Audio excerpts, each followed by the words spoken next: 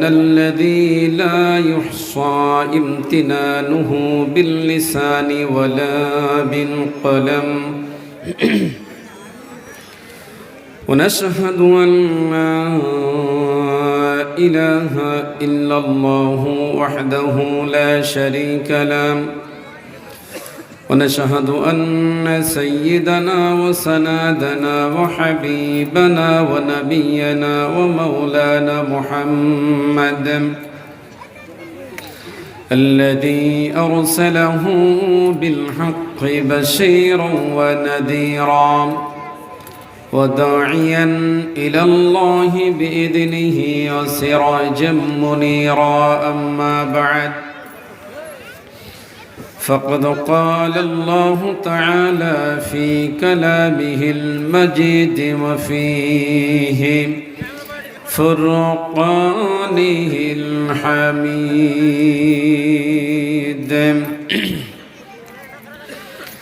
أعوذ بالله من الشيطان الرجيم. بسم الله الرحمن الرحيم.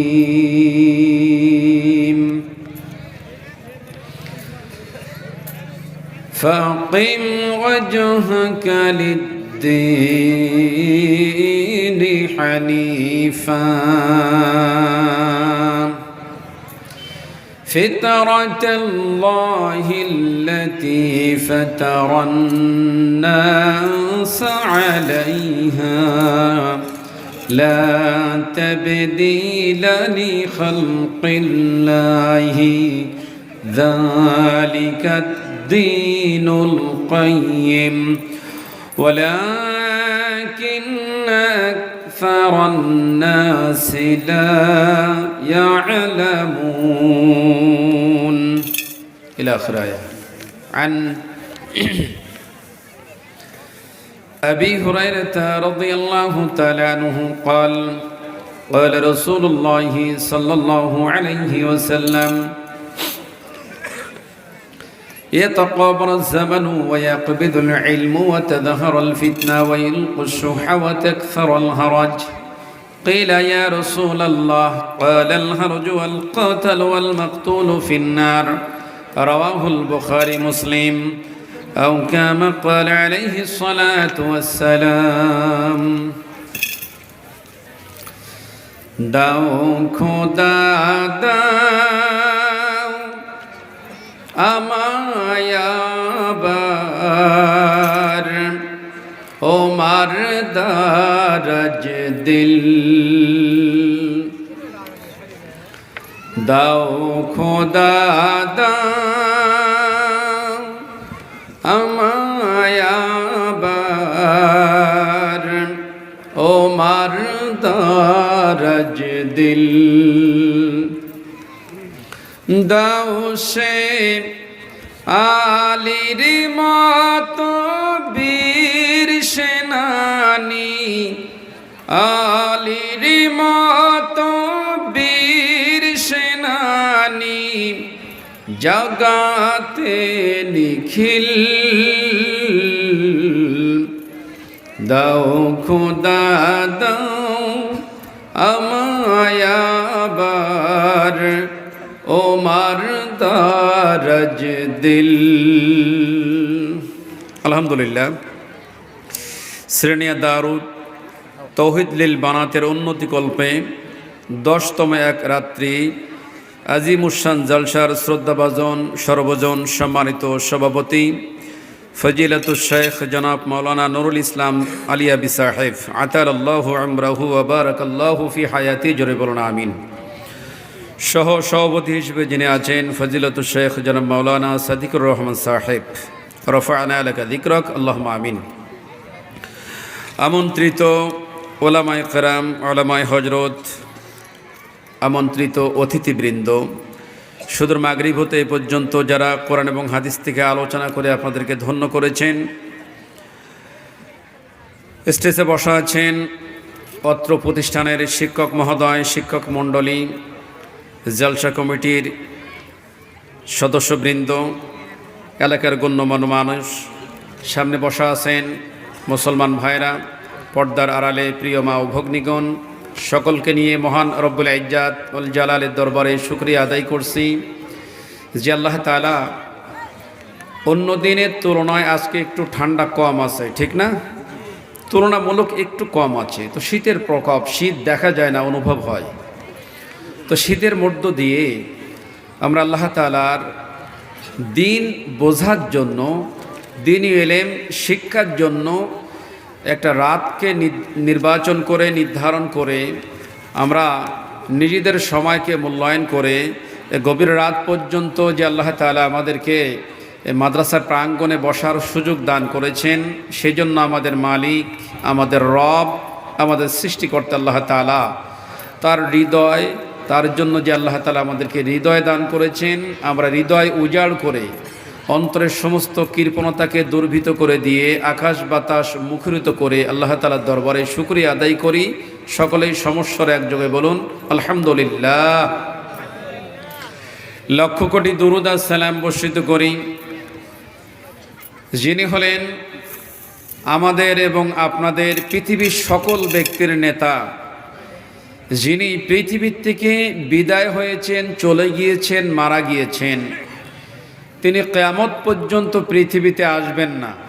কিয়ামতের মাঠে আল্লাহ তাআলার নির্দেশ ক্রমে মুহাম্মদ সাল্লাল্লাহু আলাইহি ওয়াসাল্লাম তার উম্মতের জন্য আল্লাহ তাআলার দরবারে সুপারিশ করবেন। এখন কোন উম্মতের সুপারিশ করবেন? উম্মতের তো শ্রেণী বিন্যাস আছে, আছে না নাই? বদমাইশ উম্মত আছে, আছে না নাই? চোর বাটপার আছে, আছে না নাই? ঘুষখোর আছে, সুদখোর আছে, জেনা ব্যভিচার আছে, এরপরে মানুষের কাছ থেকে টাকা দেয়, টাকা দিয়ে টাকার ব্যবসা করে, এটাকে কি বলা হয়? সুদের ব্যবসা। এখন তো সুদের ব্যবসা নয়, এটা আর একটা নাম হয়েছে, ইন্টারেস্ট হয়েছে। কি হয়েছে? ইন্টারেস্ট হয়েছে এটি। তো এই শ্রেণীর মানুষরাও পৃথিবীতে আছে। যার টাকা যত বেশি তার অভাব তত বেশি। কথা বলো না কেন? যার টাকা যত বেশি দেখবেন এর ব্যাংক থেকে লোন তত বেশি টাকা নেয়। যে গরিব তার লোনের প্রয়োজন হয় না। যার টাকা যত বেশি দিয়েছেন আল্লাহ তাআলা, তার অভাব পৃথিবীর থেকে যায় না। তো বলছিলাম আমরা শ্রেণীবিন্যাস উম্মত পৃথিবীতে বসবাস করছি। তো কিয়ামতের মাঠে আমাদেরকে আল্লাহ রাসূল সাল্লাল্লাহু আলাইহি ওয়াসাল্লাম সুপারিশ করবেন। কাদেরকে করবেন? যারা কোনো সালাত আদায় করে না, ধর্ম মানে না, ইসলামের ব্যাপারে টোটাল জানেই না, এরা মরে যাবে, কিয়ামতের মাঠে উঠবে, অমনি রাসূল সুপারিশ করে জান্নাতে নিয়ে যাবে নাকি? আপনাদের কি মনে হয় নেবে নাকি? তো সেই মুহাম্মদ সাল্লাল্লাহু আলাইহি ওয়াসাল্লাম পৃথিবীতে নেই, রেখে গিয়েছেন আদর্শ। রেখে গিয়েছেন কি? সেই আদর্শে আদর্শিত হয়ে আমরা পৃথিবীতে মারামারি করি। এটাই রাসূলের আদর্শ না? সেই আদর্শে আদর্শিত হয়ে পিতা পুত্রের সাথে মারামারি করে, ভাই ভাইয়ের সম্পদ জোর করে কেটে নিয়ে নেয়, বোনের সম্পদ, বোনের হক আদায় আর করে না। এরা মাঝারা নাই, এরাম দস্যু মনে হয় এই এলাকায় নেই। তো বলছিলাম মুহাম্মদ সাল্লাল্লাহু আলাইহি ওয়াসাল্লামের চরিত্র, উত্তম চরিত্র, উত্তম আদর্শ, সেই আদর্শে আদর্শিত হয়ে আমরা এই ভারতবর্ষের জমিন হতে রাসূলের প্রতি দুরূদ আর সালাম বর্ষিত করি। সকলে আমার সাথে বলুন আল্লাহুম্মা সাল্লি আলাইহি আল্লাহুম্মা বারিক আলাইহি। আপনাদের কি খুব কষ্ট হচ্ছে? আমার কথা বুঝতে পারছেন? আজকে আমি আপনাদের কাছে এসেছি, আল্লাহ তাআলা এনেছেন, এই দাওয়াতটা গ্রহণ করেছিলাম। এই মাদ্রাসার যিনি পরিচালনা কমিটির দায়িত্ব আছেন আমজাদ ভাই, অনেকবার আমার সাথে যোগাযোগ করেছিলেন, তার মাধ্যমে দাওয়াতটা আল্লাহ তাআলা নিয়েছেন। হয়তো অনেকেই দেখেছেন, অনেকেই দেখেননি, আমার স্মরণ নাই, আমার মেমরি খুব লস হয়ে গিয়েছে ইদানিং। তো যাই হোক, তিনি দাওয়াতটা আসলে করেছিলেন, আমি ওদেশ থাকতেই তিনি আমার সাথে যোগাযোগ করেছিলেন। আমি তার জন্য আল্লাহ তাআলার কাছে দোয়া করি, আল্লাহ তাআলা তার বক্ষ ইসলাম দ্বারা প্রশস্ততা করে দিয়ে দিক। আল্লাহুম্মা আমিন, আল্লাহুম্মা সাল্লি আলাইহি আল্লাহুম্মা বারিক আলাইহি। আমি আপনাদের খেদমতে তেলাওয়াত করেছি কোরআন আল কারীমের সুপরিচিত একটি সূরা, সূরাতুল রুম। সূরা রুমের 30 নম্বর আয়াতে কারিমা তেলাওয়াত করেছি। কেন জানেন? যে তথাকথিত প্রোগ্রাম আমরা করে থাকি, যেমন আমরা প্রোগ্রাম করে থাকি, সাধারণ মানুষের তাবলিগ জলসা করে থাকি, অথবা মসজিদ ভিত্তিক জলসা করে থাকি, যুব কমিটি অথবা যুব সমাজের কেন্দ্রিক করে আমরা জলসা করে থাকি, মাদ্রাসা কেন্দ্রিক জালসা করে থাকি, কিন্তু আজকে একটা ভিন্ন সিস্টেম, সেটি হলো যে আপনাদের এলাকায় একটা বানাত মাদ্রাসা অর্থাৎ একটা মহিলাদের মাদ্রাসা আপনারা করেছেন, আলহামদুলিল্লাহ, আল্লাহ শুক্রিয়া। হয়তো এখানে অবকাঠামো অনেক বিরাট কিছু নেই, বিরাট 4তলা 5তলা বিল্ডিং হয়তো এখানে নাই, কিন্তু এমন একটা মণিখচিত মুক্তাখচিত জায়গা আপনারা করে রেখেছেন।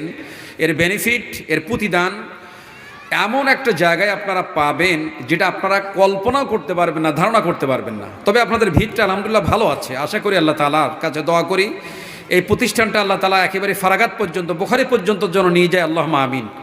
যারা শিক্ষক মহোদয় এখানে সর্বক্ষণের জন্য মনিটরিং করতেছেন, তাদের জ্ঞানটাকে এখানে একেবারেই দান করতেছেন, সর্বোচ্চ চেষ্টা করতেছেন, সেই সকল ওস্তাদের জন্য, সেই সকল যারা শিক্ষক মহোদয় আছে তাদের জন্য আমি আল্লাহ তাআলার কাছে অন্তরস্থল থেকে দোয়া করি, আল্লাহ তাআলা তাদের জ্ঞানের প্রভাবটা আরও বৃদ্ধি করে দিয়ে দাও, তাদের বক্ষ এবং জবান উভয়কে ইসলামের জন্য মঞ্জুর করে নিয়ে নাও, আল্লাহুম্মা আমিন। আমার প্রিয় ভাইরা, ধীর স্থিরভাবে আপনারা বসবেন। বিশেষ করে এটা একটা তালিম চলছে অথবা একটা ক্লাস চলছে, এই ক্লাসের ভিতরে কিছু নিয়ম থাকে। শিক্ষক মহোদয় মাদ্রাসার যারা এখানে বসে আছে তারাও বিশেষ করে এটা বেশি জানেন যে তার মাদ্রাসার বাচ্চাদেরকে যখন শিক্ষা প্রদান করেন, তো সেই শিক্ষার্থী যারা সেখানে আসেন তারা দেখবেন যে পুস্তক নিয়ে, বই নিয়ে সেখানে বসে থাকা লাগে।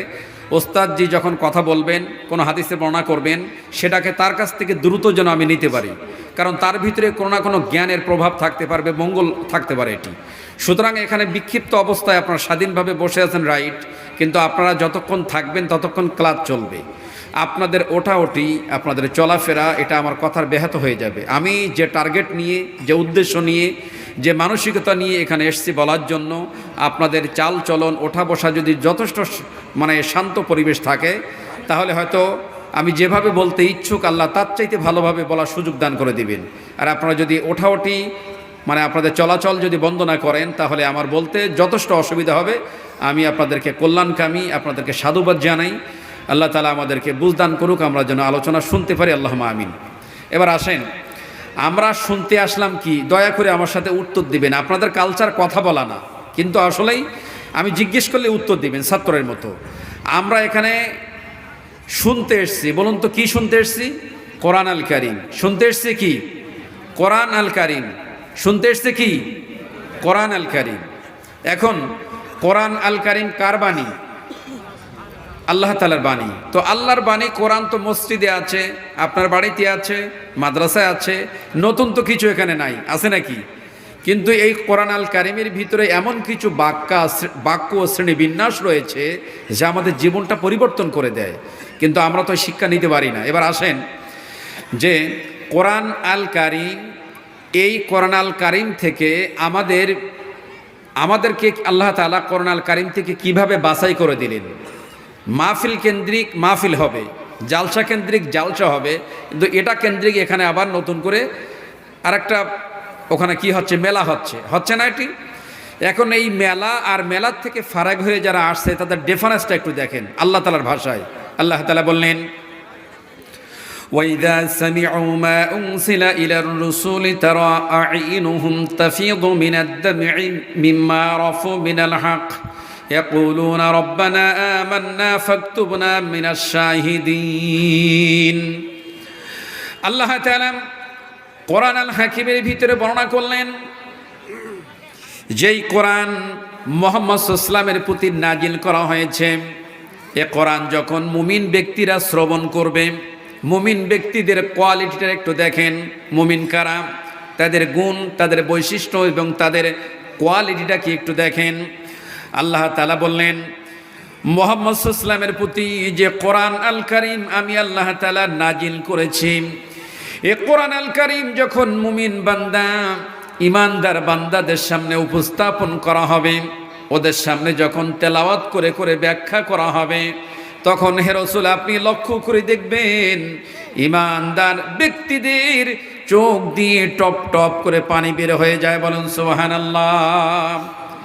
তার মানে হলো এটাই, কোরআন শুনলে ইমানদারদের, কোরআন আল কারীমের বিধিবিধান শুনলে ইমানদারদের চোখ দিয়ে পানি বের হয়ে যায়। কেন পানি বের হয়? আল্লাহর নবীকে আল্লাহ ব্যাখ্যা করে বললেন কেন পানি বের হয়, আপনি কি সেটি জানেন?